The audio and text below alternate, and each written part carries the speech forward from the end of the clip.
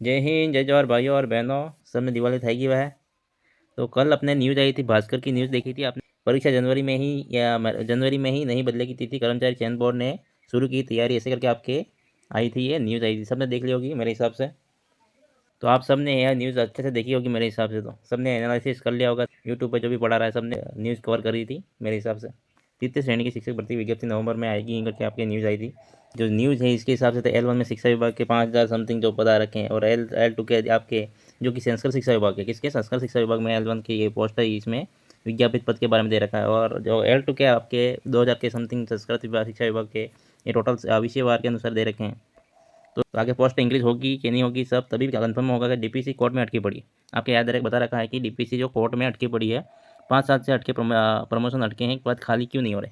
25 पद तो बहुत सारे खाली, लेकिन जब तक डीपीसी नहीं होगी तो तब तक पोस्ट मतलब भर्ती नहीं आ पाएगी आपकी। तो एडिशनल विषय के संदर्भ में जो आपके बता रखा है, कोर्ट में मामला चल रहा है ना, इसके बारे में एडिशनल विषय के विवाद को लेकर मामला न्यायालय में होने के कारण पिछले 5 साल से शिक्षा विभाग में जो तृतीय श्रेणी अध्यापक के वरिष्ठ अध्यापक पदों पर प्रमोशन की प्रक्रिया अटकी हुई है। इस पर समय पर प्रमोशन नहीं होने के बाद समय पर प्रमोशन नहीं होने से रिक्त पद नहीं मिल रहे हैं। माध्यमिक शिक्षा में जो लेवल 1 1856 तथा लेवल सेकंड के 68 शिक्षक अधिशेष चल रहे हैं। यही कारण है कि तृतीय श्रेणी शिक्षक भर्ती में परीक्षा 2025 लेवल 1 के केवल 5,000 पदों पर होगी, और वही केवल लेवल सेकंड के पद पर प्रारंभिक शिक्षा में खाली पद नहीं होने के कारण इन पदों पर भर्ती नहीं निकाली जा सकती। तो ये बोल रहा है जब तक डीपीसी नहीं होगी तो अपन मतलब पोस्ट इंक्रीज होने की संभावना बिल्कुल नहीं है। ठीक है, तो इन्हीं पदों को मान कर चलो। अभी तो संस्कृत शिक्षा विभाग में कुल मिलाकर 7,500 की ये पोस्ट चल रही है। एग्जाम कंडक्ट कराने के क्रम में जुटा हुआ कर्मचारी चयन बोर्ड, और करवा के रहेगा। ठीक है, आपको ये नहीं सोचना है कि डेट आगे बढ़ेगी इसकी। निश्चित रूप से ये मतलब जो बोर्ड है एग्जाम कंडक्ट करवा देगा जनवरी में। आपको इसी हिसाब से अपनी तैयारी को शुरू रखना है, और शायद अपनी तरफ से तो अपन कुछ बोल नहीं सकते। ये संभावना है नहीं तो क्या बोले बताओ। संभावना जब तक कोर्ट में मामला चल रहा है तब तक तो डीपीसी होने की संभावना नहीं है। तो कोर्ट में जो चल रहा है ना, सुप्रीम कोर्ट में एडिशनल इसलिए वाला, तो मामले में वजह से इसका प्रमोशन अटका पड़ा। इसकी वजह से कोर्ट में जा वहाँ से जब तक जस्टिफिकेशन नहीं मिलता तब तक अपन श्योरिटी के साथ नहीं बोल सकते कि पोस्ट इंक्रीज हो जाएगी। ठीक है, अभी वर्तमान में देखें तो लेवल 1 वालों के लिए 5,500 समथिंग तो आपके लेवल 1 वालों के लिए, और जो 2,000 के समथिंग आपके L2 वालों के लिए। तो अगर सामान्य शिक्षा में कुछ पदों की बढ़ोतरी होती है, अगर सामान्य शिक्षा के कुछ पदों में अभ्यर्थना बोर्ड को मिले तो ज़्यादा आपके 10 से 12,000 पदों पर भर्ती होने की संभावना है। डिटेल नोटिफिकेशन जब तक नहीं आएगा तब तक अपन क्लेरिफाई नहीं कर सकते इसको। ठीक है, तो आपको तो ये मान के चलना है कि बोर्ड 7,500 पर पोस्ट जो एग्जाम है वो कंडक्ट करवा के रहेगा जनवरी में। आपको मान के चलना है कि अपनी तैयारी को जनवरी में एग्जाम हो जाए। ठीक है, आज से हिस्ट्री चालू कर रहे हैं। तो इसका आपका पहला क्वेश्चन हो जाएगा, a survey work of ancient sites along the lost river किसका कार्य था। कार्य किसका था, मतलब a survey work of ancient sites along the lost river Saraswati river किसका कार्य था। तो इसका सही आंसर हो जाएगा आपका ऑप्शन नंबर बी। किसका कार्य था ये कार्य था आपका ऑप्शन नंबर बी, मतलब ओरल स्टेन का था। किसका था, ओरल स्टेन। ठीक है, ऑप्शन नंबर बी इसका सही आंसर हो जाएगा। तो इस सभ्यता के होने की पुष्टि ओरल स्टेन ने की थी। किसने की थी, ओरल स्टेन ने। मतलब कौन सी सभ्यता, कालीबंगा सभ्यता के बारे में होने की पुष्टि इन्होंने ओरल स्टेन ने की थी। और ये survey work of ancient sites along the lost Saraswati river का कार्य भी इनके पास था। तो ऑप्शन नंबर बी इसका सही आंसर हो जाएगा। नेक्स्ट क्वेश्चन हो जाएगा आपको पूछा गया है, किसे सिंधु सरस्वती सभ्यता किसे सिंधु सरस्वती सभ्यता का एक महत्वपूर्ण केंद्र कहा जाता है। तो आपका इसका सही आंसर क्या हो जाएगा बताओ। किसे सिंधु सरस्वती सभ्यता का एक महत्वपूर्ण केंद्र माना है, कालीबंगा को। किसको, कालीबंगा को माना गया है सिंधु सरस्वती सभ्यता का एक महत्वपूर्ण केंद्र। तो ऑप्शन नंबर सी इसका क्या हो जाएगा, सही आंसर हो जाएगा। नेक्स्ट क्वेश्चन हो जाएगा आपका, कालीबंगा सभ्यता का सर्वप्रथम प्रकाश में लाने का श्रेय किसको जाता है।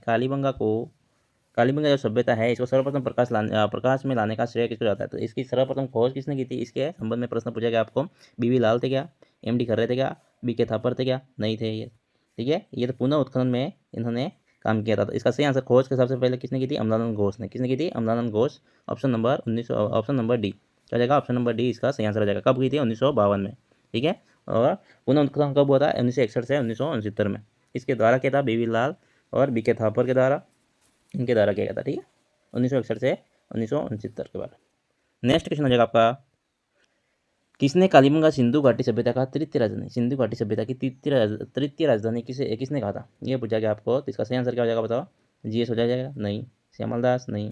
तो इसका सही आंसर क्या हो जाएगा, Dasharath Sharma. Option number C इसका क्या हो जाएगा, सही आंसर। दशरथ शर्मा ने कहा था कि कालीबंगा को सिंधु सभ्यता की तीसरी राजधानी बताया था। पहले किसको बताया था, मतलब राखी गढ़ी जो खोज हुई थी इसको बताया गया था इसके आधार पर। तो फिर धोलावीरा गुजरात में है, और कालीबंगा को इसने क्या बोला था, सिंधु घाटी सभ्यता की तीसरी राजधानी के रूप में मान्यता दी थी इसने, मतलब दशरथ शर्मा ने। तो ऑप्शन नंबर सी इसका सही आंसर।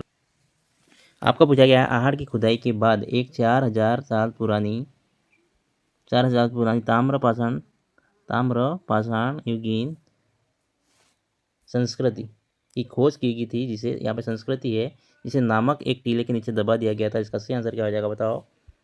आहड़ की खुदाई के बाद एक 4000 साल पुरानी ताम्रपाषाण युगीन संस्कृति की खोज की गई थी, जिसे नामक एक टीले के नीचे दबा दिया गया था। इसका सही आंसर हो जाएगा आपका क्या हो जाएगा, रामस्वरूप नहीं, पानी का टीला नहीं, अहरवाल नहीं, धुलकोट। क्या हो जाएगा, धुलकोट संस्कृति। ऑप्शन नंबर 20 का क्या हो जाएगा, सही आंसर हो जाएगा। नेक्स्ट क्वेश्चन हो जाएगा आपका, राजस्थान के कौन से स्थल से प्राप्त मृत बाणों को लाल धरातल पर काले रंगों की सुंदर ज्यामितिक डिजाइनों के साथ सजाया गया था। तो इसका सही आंसर हो जाएगा आपका ऑप्शन नंबर डी। क्या हो जाएगा, ऑप्शन नंबर डी इसका सही आंसर हो जाएगा। क्या हो जाएगा, ऑप्शन नंबर डी इसका सही आंसर हो जाएगा। ठीक है, इसको सजाया गया था, कालीबंगा को सजाया गया था सुंदर ज्यामितिक डिजाइन से। ठीक है, लाल धरातल पर काले रंगों की सुंदर ज्यामितिक डिजाइन से सजाया गया था। ऑप्शन नंबर डी इसका सही आंसर हो जाएगा, ये आपको पता होना चाहिए। ठीक है, नेक्स्ट क्वेश्चन हो जाएगा आपका, कालीबंगा से हड़प्पा पूर्व की सभ्यता से मिलते जुलते अवशेष पाकिस्तान के किस स्थान पर मिले। आपको पूछा गया है कालीबंगा से हड़प्पा पूर्व सभ्यता से मिलते जुलते अवशेष पाकिस्तान के किस स्थान पर मिले हैं। आपको पूछा गया है कालीबंगा सभ्यता के मतलब हड़प्पा पूर्व सभ्यता से मिलते जुलते अवशेष पाकिस्तान के किस स्थान पर मिले हैं। इसका सही आंसर क्या हो जाएगा बताओ। इसका सही आंसर हो जाएगा आपका ऑप्शन नंबर सी। क्या हो जाएगा, ऑप्शन नंबर सी, कोट दीजी से मिले हैं। पाकिस्तान के किस जगह से मिले हैं, कालीबंगा से सभ्यता हड़प्पा पूर्व सभ्यता के से मिलते जुलते अवशेष पाकिस्तान में कोट दीजी स्थान से मिले हैं। ऑप्शन नंबर सी इसका क्या हो जाएगा, सही आंसर हो जाएगा। ठीक है, नेक्स्ट क्वेश्चन हो जाएगा आपका, निम्न में से कौन सा कथन कालीबंगा सभ्यता के विषय में सही नहीं है। मतलब 3 तो सही होंगे, एक गलत होगा इसमें। तो इसका सही आंसर क्या हो जाएगा बताओ। कालीबंगा से हड्डियों के साक्ष्य मिले, बिल्कुल मिले हैं। ठीक है, ये सही बात है। कालीबंगा से प्रथम अंकित किए गए भूकंप के साक्ष्य मिले हैं, बिल्कुल सही बात है ये भी। कालीबंगा की खोज एक इतालवी इंडोलॉजिस्ट एलपी टेसिटोरी ने की थी, ये भी सही बात है। किसने की थी, कालीबंगा सभ्यता की सर्वप्रथम जानकारी किसने दी थी, एलपी टेसिटोरी ने दी थी। उद्दीन ने इटली 1922 में, कब दी थी, 1922 में उद्दीन ने इटली में। किसमें दी थी, उद्दीन ने इटली में, ये बात भी सही है। तो रहा बच्चा कौन सा, चौथा ऑप्शन, प्राक हड़प्पा में अग्निवेदिका का साक्ष्य मिला था, ये नहीं मिला था। ठीक है, तो ऑप्शन नंबर क्या हो जाएगा, डी इसका सही आंसर हो जाएगा। कौन सा सही नहीं है, डी। नेक्स्ट क्वेश्चन हो जाएगा आपका, दोहरी रक्षा प्राचीर के साक्ष्य राजस्थान की किस सभ्यता से प्राप्त हुए। इसका सही आंसर हो जाएगा आपका ऑप्शन नंबर सी। क्या हो जाएगा, कालीबंगा सभ्यता से मिले हैं। ऑप्शन नंबर सी इसका राइट आंसर हो जाएगा। नेक्स्ट क्वेश्चन हो जाएगा आपका, निम्न में से कौन सी सभ्यता ताम्रपाषाणकालीन सभ्यता है। निम्न में से कौन सी सभ्यता है ताम्रपाषाणकालीन सभ्यता है। इसका सही आंसर हो जाएगा आपका ऑप्शन नंबर हड़प्पा नहीं है, आड़ सभ्यता है ताम्रपाषाणकालीन सभ्यता। तो ऑप्शन नंबर बी का इसका सही आंसर हो जाएगा। ताम्रपाषाणकालीन सभ्यता कौन सी है, आहड़ है।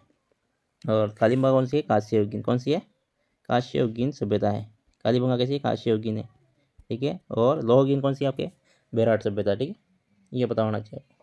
नेक्स्ट क्वेश्चन हो जाएगा आपका, किस सभ्यता को कच्ची ईंटों का प्रयोग के कारण दीनहीन सभ्यता के नाम से जाना जाता है। कौन सी सभ्यता को कच्ची ईंटों का प्रयोग के कारण दीनहीन सभ्यता के नाम से जाना जाता है। इसका सही आंसर हो जाएगा आपका कालीबंगा सभ्यता। क्या हो जाएगा, कालीबंगा सभ्यता। ऑप्शन नंबर 20 का सही आंसर हो जाएगा। ये बताना चाहिए आपको इसके बारे में, इसके बारे में। ठीक है, इसके बारे में और क्या पता होना चाहिए आपको। और इसकी जो नगर विन्यास था कैसा था, जाल पद्धति कैसी थी, जाल पद्धति थी इसकी, नगर विन्यास जाल पद्धति बना हुआ था। यहाँ पर इसको बोलते हैं ग्रिड पद्धति। क्या बोलते हैं, ग्रिड पद्धति। ठीक है, और इसको चेस बोर्ड पद्धति भी बोलते हैं, ऑक्सफोर्ड पद्धति भी बोलते हैं। और इसकी जल के लिए निकासी के लिए लकड़ी की नालियों का प्रयोग किया था। ठीक है, ये पता होना चाहिए। और दिनहीन बस्ती के बारे में, दिनहीन सभ्यता के बारे में भी पता होना चाहिए। कच्ची ईंटों के प्रयोग के कारण इसको क्या बोला गया था, कालीबंगा को दिनहीन सभ्यता के बारे में, मतलब दिनहीन सभ्यता को नाम से जाना जाता है। नेक्स्ट क्वेश्चन हो जाएगा आपका, संस्कृत साहित्य किस सभ्यता को बहुधान्यदायक कहा जाता है। संस्कृत साहित्य में किस सभ्यता को बहुधान्यदायक कहा है। तो इसका सही आंसर क्या हो जाएगा बताओ। बहुधान्यदायक कौन सी सभ्यता के बारे में कहा गया था, संस्कृत साहित्य में कालीबंगा सभ्यता के बारे में कहा गया था कि कालीबंगा को बहुधान्यदायक कहा जाता है। तो ऑप्शन नंबर डी इसका क्या हो जाएगा, सही आंसर हो जाएगा। नेक्स्ट क्वेश्चन हो जाएगा आपका, निम्न में से कौन सी सभ्यता की लिपि भाव चित्रात्मक रूप में जाना जाता है। भाव चित्रात्मक या फिर पिक्टोग्राफिक, क्या बोलते हैं, पिक्टोग्राफिक या फिर भाव चित्रात्मक। इसका सही आंसर क्या हो जाएगा बताओ। इसका सही आंसर हो जाएगा आपका ऑप्शन नंबर सी, कालीबंगा को ही बोलते हैं क्या, भाव चित्रात्मक लिपि या फिर पिक्टोग्राफिक। ऑप्शन नंबर सी इसका क्या हो जाएगा, सही आंसर हो जाएगा। नेक्स्ट क्वेश्चन हो जाएगा आपका, आहड़ सभ्यता को किस अन्य नाम से जाना जाता है। कौन सी अन्य नाम से जानी जाती है। तो इसका सही आंसर हो जाएगा आहड़पुर नहीं, अगचपुर नहीं, आगाटपुर। क्या हो जाएगा, ऑप्शन नंबर सी इसका क्या हो जाएगा, सही आंसर हो जाएगा। आगाटपुर के नाम से जाना जाता है इसको। ठीक है, और बना संस्कृति के रूप में भी जाना जाता है इसको। और मृतकों का टीला के रूप में भी जाना जाता है इसको। नेक्स्ट क्वेश्चन हो जाएगा आपका, किस सभ्यता के लोगों को अपने मृतकों के आभूषणों को साथ दफनाते थे? कौन सी सभ्यता के लोग अपने मृतकों जो शवों के साथ किस आभूषणों के साथ दफना देते थे? इसका सही आंसर क्या हो जाएगा? कौन सी सभ्यता के? आठ सभ्यता से रिलेटेड है क्वेश्चन। ऑप्शन नंबर सी इसका क्या हो जाएगा? सही आंसर हो जाएगा।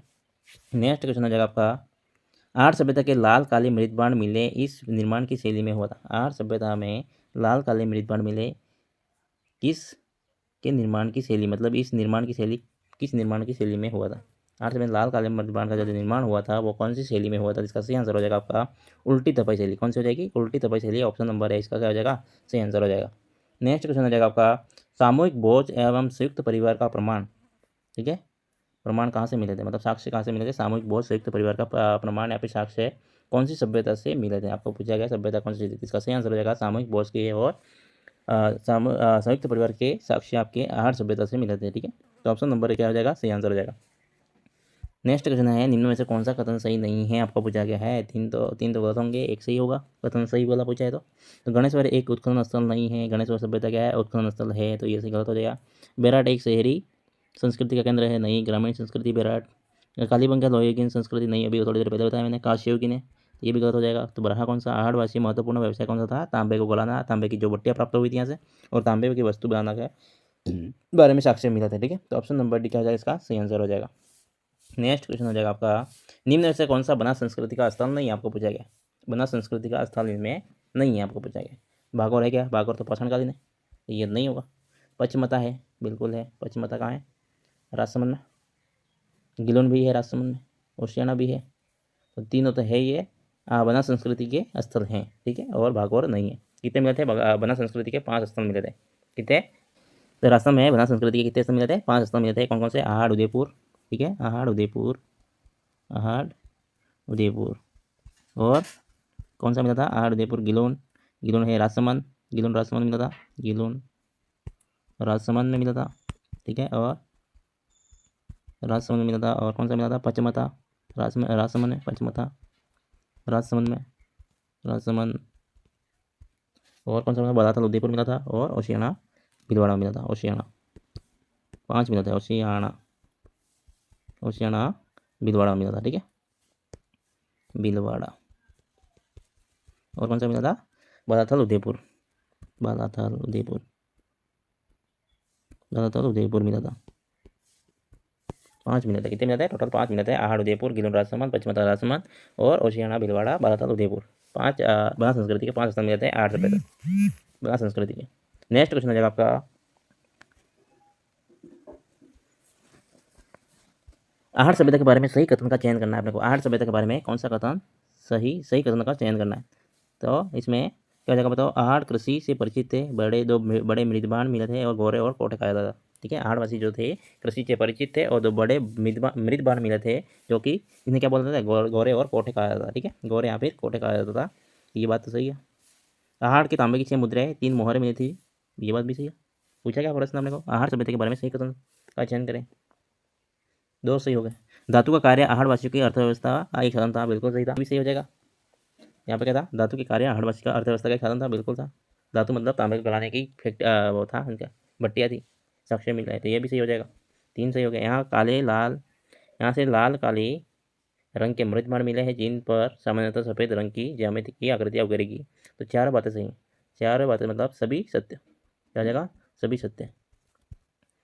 ऑल आर इज करेक्ट, ठीक है, ऑल आर इज करेक्ट है, सभी सत्य है। नेक्स्ट हो जाएगा आपका, इसके बारे में सोर्स नोट्स, जो कि कालीबंगा सभ्यता और आपके जो आहड़ सभ्यता, इसके बारे में सोर्स नोट्स है, इसको देख लेते हैं, ठीक है।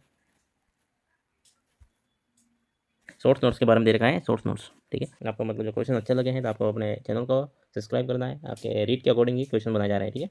2nd ग्रेड लेवल के हैं आपके क्वेश्चन, तो अच्छे से पढ़ें आप, दोस्तों को वीडियो शेयर करें और सब्सक्राइब भी करें, ठीक है।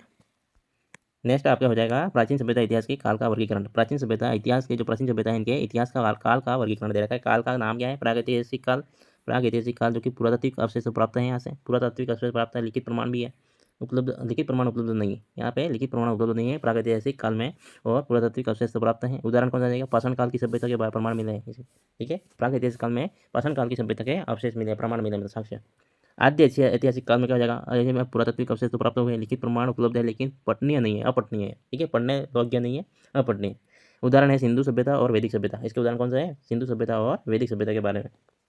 और आगे है ऐतिहासिक काल में मतलब पुरातात्विक अवशेष तो प्राप्त है, लिखित प्रमाण उपलब्ध है और पठनीय भी। यहाँ पे पठनीय हो जाएगा, क्या हो जाएगा, यहाँ पे पठनीय हो जाएगा, पठनीय, ये पठनीय भी है। ठीक है, जैसे पठनीय है। और महाजनपद काल से प्रारंभ है। पाषाण काल का वर्गीकरण, पाषाण काल के जो वर्गीकरण है, पाषाण काल के आधार पर कैसे कितने वर्गीकरण है, तीन भागों में पाषाण काल को वर्गीकरण किया जाता है, पूरा पाषाण काल, मध्य पाषाण काल और नवपाषाण काल में। तो इसमें क्या हो जाएगा, पूरा पाषाण काल में शिकार करना लोग जानते थे, आग का उपयोग करना जानते थे, आश्रय गुफा में रहने मतलब गुफाओं में रहते थे, होमो सेपियंस। ठीक है, तो इसके बारे में पूरा पाषाण के काल में ये सब चीज़ें हुआ करती थी। मध्य पाषाण काल में पशुपालन, खेती करना सीखे थे, खेती की शुरुआत हो गई थी। और उदाहरण क्या हो जाएगा, भागो सभ्यता जो भीलवाड़ा में अपने है, वो कौन सी काल की है, मध्य पाषाण काल की है। और नवपाषाण काल में आपके हो जाएगा पहिए का आविष्कार कब हुआ था, नवपाषाण काल में हुआ था। नेक्स्ट हो जाएगा आपका धातु युग का वर्गीकरण। धातु युग का मतलब ताम्र युग की कौन सी क्या सभ्यता है, गणेश्वर सभ्यता है जो कि आपके ताम्र युग की सभ्यता है। कांस्य युगीन कौन सी है, कालीबंगा सभ्यता मैंने बताया था पीछे। लोह युगीन सभ्यता कौन सी है, बेराट सभ्यता है। और ताम्रपाषाण काल की सभ्यता कौन सी है, आयड़ सभ्यता है। ये चारों इंपॉर्टेंट है, आपको पता होना चाहिए। नेक्स्ट हो जाएगा आपका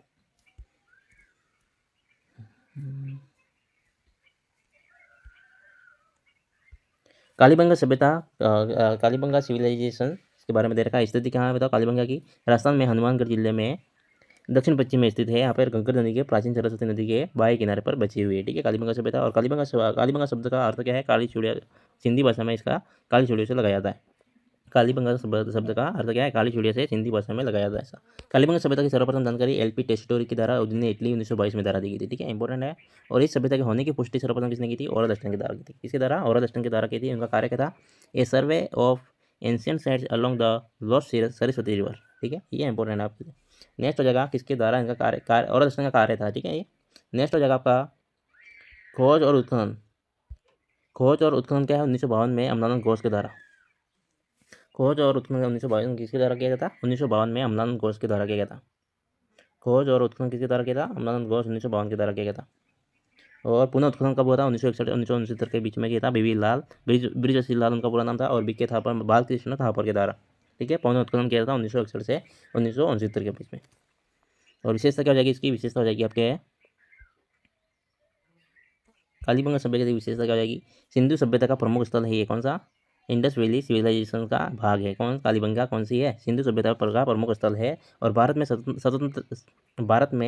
स्वतंत्रता के बाद खोजा गया प्रथम हड़प्पा स्थल कौन सा है, हड़प्पाकालीन सभ्यता, पूर्व हड़प्पाकालीन सभ्यता कौन सी है, अपने कालीबंगा है। ठीक है, और यहाँ अग्निकुंड और हल चलाए हुए खेतों का अवशेष भी मिले हैं, साक्ष्य मिले हैं, उनकी विशेष पहचान है। मतलब जुटे हुए खेतों की अवशेष मिले अपने कालीबंगा से। कालीबंगा सभ्यता को नगरीय सभ्यता मानी जाती है। कैसी, नगरीय सभ्यता मानी जाती है कालीबंगा सभ्यता, ये भी इंपॉर्टेंट आपके लिए। कालीबंगा सभ्यता कैसी थी, नगरीय सभ्यता थी आपके। और दोहरी रक्षा प्राचीर के प्रमाण मिले थे यहाँ से। और दोहरे प्रकोट वाली सभ्यता कौन सी, कालीबंगा सभ्यता कैसी है, दोहरी रक्षा प्राचीर और दोहरे प्रकोट वाली सभ्यता है। और कालीबंगा है जो कि राजस्थान में स्थित वह स्थल है जहाँ हड़प्पा से पूर्व से जानकारी मिली है। और इसके समान ही पाकिस्तान में कोटदीजी से पूर्व हड़प्पा के अवशेष प्राप्त मतलब साक्ष्य मिले अपने कालीबंगा जैसे ही। पाकिस्तान में कोटदीजी स्थान है, वहाँ से भी पूर्व हड़प्पा के अवशेष प्राप्त हुए हैं, मतलब साक्ष्य मिले। आगे देखो आपके कालीबंगा दशरथ शर्मा ने सिंधु सभ्यता की तीसरी राजधानी बताया। दशरथ शर्मा ने कालीबंगा को क्या बताया, तीसरी राजधानी बताया था। एलपी टेस्टिटोरी ने कालीबंगा सभ्यता को प्राग ऐतिहासिक कालीन सभ्यता बताया।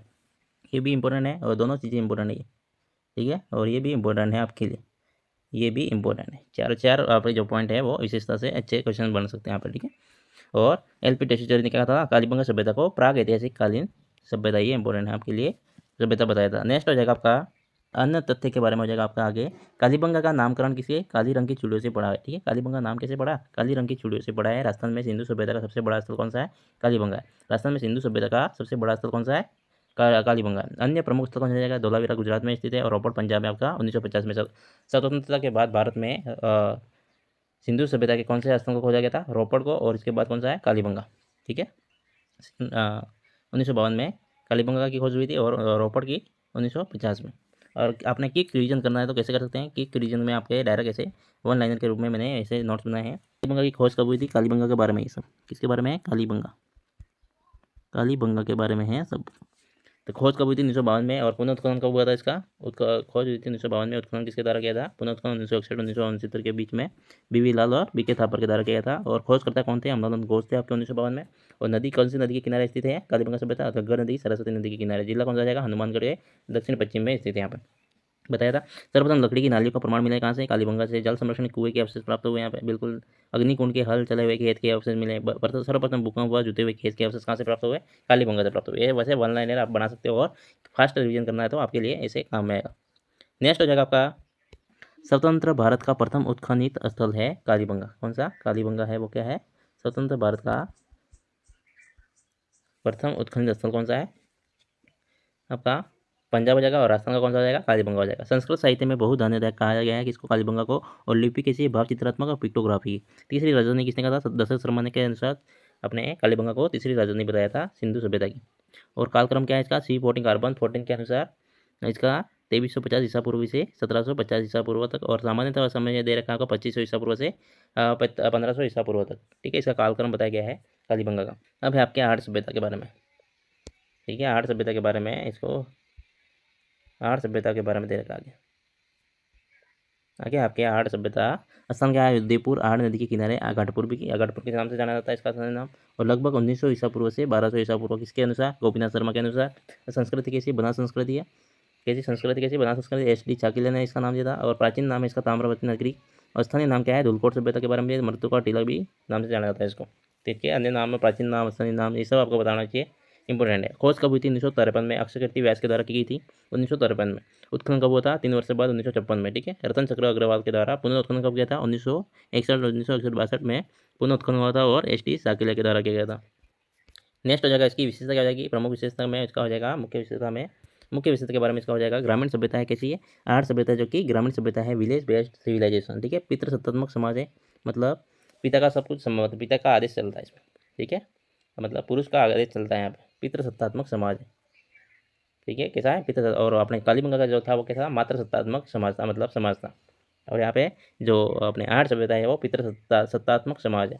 और संयुक्त परिवार की व्यवस्था मिली थी यहाँ पे, साक्ष्य मिले। और एक घर में 3 से 6 चूल्हे मिले, और सामूहिक भोज के प्रमाण मिले। इसलिए अपन इसको बोल सकते हैं कि ये संयुक्त परिवार की व्यवस्था थी इसमें, आर्य सभ्यता में। मकान कैसे मिले थे? आयताकार मिले थे, कच्ची ईंटों और पत्थर से निर्मित, छत लकड़ी से निर्मित थी। और जल निकासी हेतु चक्रकूप विधि के द्वारा किया जाता था, चक्रकूप विधि के द्वारा। नेक्स्ट हो जाएगा आपका इनका आर्थिक जीवन कैसा जाएगा? चूल्हों पर मानव की हथेली के चिन्ह मिले थे। मानव की हथेली के चिन्ह मिले थे यहाँ पे चूल्हों पर। ठीक है, जैसे कि अपन वो करते हैं ना, मिट्टी करते हैं चूल्हों पर, वैसे। और बकरी के, हिरण के और गाय के हड्डियों के जो हड्डियाँ मिली थी यहाँ पे मांसाहारी जीवन के प्रमाण मिलते हैं किसके? मतलब आर्य सभ्यता वालों के। ठीक है, और आगे हो जाएगा आपका कृषि आधारित समाज था यहाँ पे। और 2 बड़े मृदबान मिले थे, मृद भंडार मतलब मृदबान मिले थे, जो कि गोरे और कोटे के नाम से जाना जाता है। अन्न भंडारण के प्रमाण मिलते हैं यहाँ से। क्या? अन्न भंडारण के प्रमाण मिलते हैं। अन्य उनकी मुख्य फसलें कौन सी थी? गेहूँ, ज्वार, चावल के बारे में ये जानते थे, परिचित थे इससे, मतलब फसलों से। आगे हुआ पशुपालन क्या था? उनका मुख्य पशु था कुत्ता। क्या था? कुत्ता। और गाय, बकरी, हिरण, बैल भी ये पाला करते थे। और उद्योग क्या था? तांबा गलाने का उद्योग था, रंगा छपाई का उद्योग था। ये इंपॉर्टेंट है आपके लिए। और मुख्य व्यवसाय था तांबा उद्योग। ठीक है, कॉपर स्मेल्टिंग। कई भट्टियाँ तांबे के अवशेष मिले यहाँ पे। आहड़ से कई भट्टियाँ और तांबे के अवशेष मिले हैं यहाँ से। और आगे के बारे में क्या बताना चाहिए अपने को? लाल काले बर्तन मिले हैं उल्टी तपाई शैली में। लाल काले बर्तन मिले जो कि उल्टी तपाई शैली में। अलंकरण की 2 विधियाँ यहाँ पे मिलती हैं, ऊपर चिपकाई विधि और उकेरण विधि। इसलिए इसे लाल काले मृदबन वाली संस्कृति भी कहा जाता है। किसको? अपने आर्य सभ्यता को। किसको? आर्य सभ्यता को।